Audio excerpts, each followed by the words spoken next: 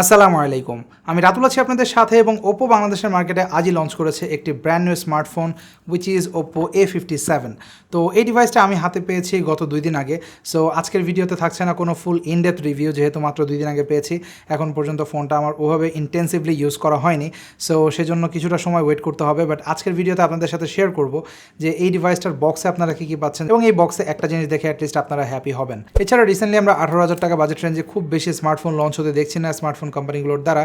তো সেদিক থেকে বিবেচনা করলে যাদের বাজেট কিছুটা শর্ট বা 20K নিচে যারা একটা স্মার্টফোন কিনতে যাচ্ছেন, এই ফোনটা হয়তো তাদের অনেকের জন্যই ভালো একটা অপশন হতে পারে, স্পেশালি যারা একটা ডিজাইন ফোকাসড ফোন চাচ্ছেন। তো আর দেরি না করে চলে যাওয়া যাক ভিডিওতে। তবে তার আগে যারা চ্যানেলটা এখনও সাবস্ক্রাইব করেননি তারা অবশ্যই সাবস্ক্রাইব করে অল নোটিফিকেশনে প্রেস করে রাখবেন। আসছি ইন্ট্রোর পর।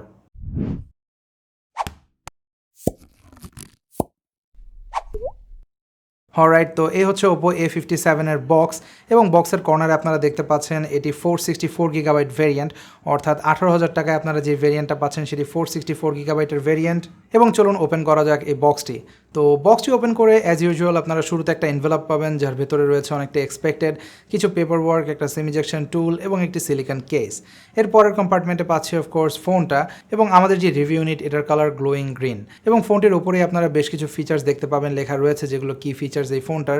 লাইক এতে আপনারা পাচ্ছেন 33 ওয়াটের সুপার ভুক চার্জার, থাকছে 5000 মিলিঅ্যাম্পিয়ারের battery, ultra linear stereo speaker, then থাকছে একটি 6.56 ইঞ্চের এইচডি ডিসপ্লে, অর্থাৎ এতে আপনারা কিন্তু এইচডি ডিসপ্লে পাচ্ছেন।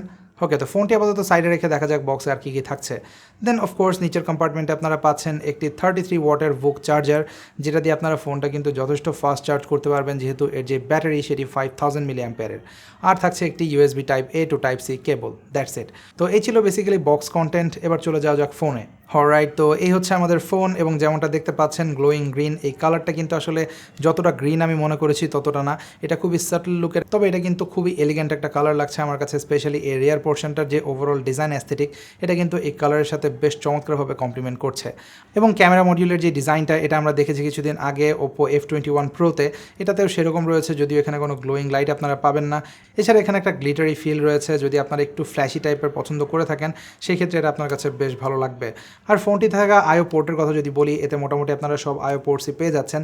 লাইক এর রাইট সাইডে আপনারা পাচ্ছেন একটি পাওয়ার বাটন, যেটি also doubles as fingerprint sensor, এবং এটাতে কিন্তু মোটামুটি ভালোই ফাস্ট কাজ করছিল, যদিও অ্যানিমেশন আমার কাছে একটু স্লো মনে হয়েছে, বাট অ্যাকিউরেসি মোটামুটি ভালো ছিল। দেন ফোনটির লেফট সাইডে চলে আসলে আপনারা পাবেন ভলিউম রকার এবং তার ঠিক উপরে রয়েছে সিম ট্রে, যেখানে কিন্তু আপনারা মেমোরি এক্সপ্যান্ড করতে পারবেন আপ টু 1 টেরাবাইট। সো আপনার যদি অনেক বড় সাইজের কোনো মেমোরির প্রয়োজন হয় সেক্ষেত্রে কিন্তু এই ফোনটা আপনাকে সাপোর্ট দিতে পারবে।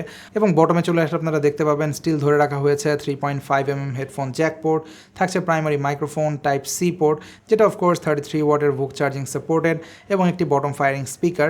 বাট এটা কিন্তু শুধু বটম ফায়ারিং না, এটা আপনার যে ইয়ারপিসের স্পিকার সেটার সাথে মিলে আপনাকে স্টিরিও সাউন্ড প্রোভাইড করবে।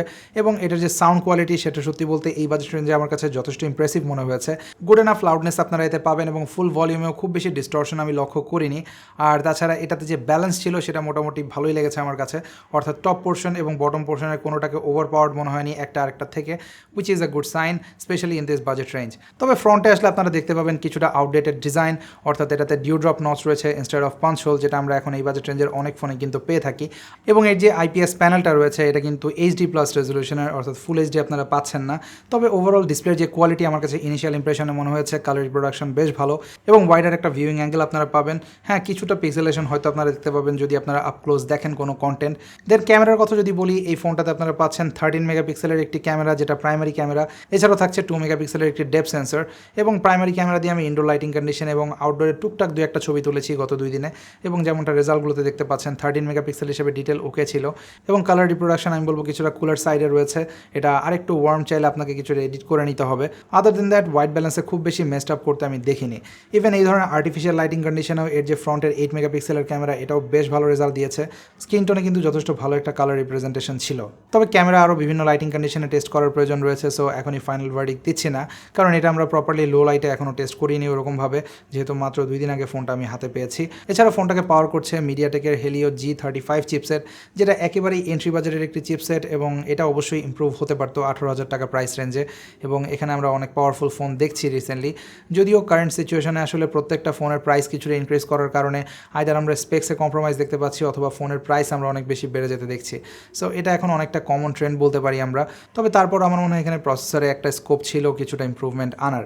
আর ইউআইতে আপনারা পাচ্ছেন ColorOS 12.1 out of the box on top of Android 12, এবং এটাতে মোটামুটি আপনারা ColorOS-এর সব সুবিধাই পাবেন, লাইক এতে কাস্টমাইজেশনের অপশনগুলো রয়েছে এবং এটাতে মোটামুটি বেশ স্মুথ ছিল ইউআই ট্রানজিশন, যদিও এখন পর্যন্ত খুব বেশি অ্যাপ আমি এতে ইনস্টল করিনি। দেন ইউআইতে মেমোরি অপশনে গেলে আপনারা এক্সটেন্ডেড র্যামের সুবিধাও পাবেন, অর্থাৎ এর যে eMMC 5.1 স্টোরেজ রয়েছে সেটাকে আপনারা চাইলে 4 GB পর্যন্ত ইউজ করতে পারবেন র্যাম হিসেবে, এবং সেই ক্ষেত্রে আপনার মাল্টিটাস্কিং আরেকটু স্মুথ হবে। আর ব্যাটারি সেকশন থেকে আপনারা চাইলে কিন্তু হাই পারফরমেন্স মোডটা অন করে ফোনটা ব্যবহার করতে পারেন। সেক্ষেত্রে যদিও ব্যাটারি কিছুটা হয়তো বেশি ড্রেন করবে, but I think it's still worth it, because এই ফোনটাতে কিন্তু ওয়াপিং 5000 mAh ব্যাটারি রয়েছে, এবং এটার যে এন্ট্রি বাজেটের প্রসেসর সেটা কিন্তু আসলে খুব বেশি ইনএফিশিয়েন্ট না। সো আপনি ইজিলি 2 দিনের ব্যাটারি লাইফ এই ফোনটা থেকে পাবেন আমার মতে, যদি আমি প্রিভিয়াসলি G35 এর বিভিন্ন ফোন রিভিউ করার এক্সপিরিয়েন্স থেকে বলি। আর যেহেতু বক্সে আপনারা 33 ওয়াটের ফাস্ট চার্জার পেয়ে যাচ্ছেন, সো চার্জিং স্পিড নিয়ে খুব একটা টেনশন করতে হবে না। তো সব মিলিয়ে কিছু জায়গাতে দুর্বলতা রয়েছে, আবার কিছু জায়গাতে বেশ ভালো করেছে ফোনটা।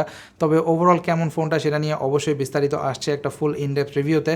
তো সেই পর্যন্ত সবাই অনেক অনেক ভালো থাকবেন, সুস্থ থাকবেন। আজকের ভিডিওতে এই পর্যন্তই, দেখা হবে পরবর্তী কোনো ভিডিওতে। টিল দেন, আল্লাহ হাফেজ।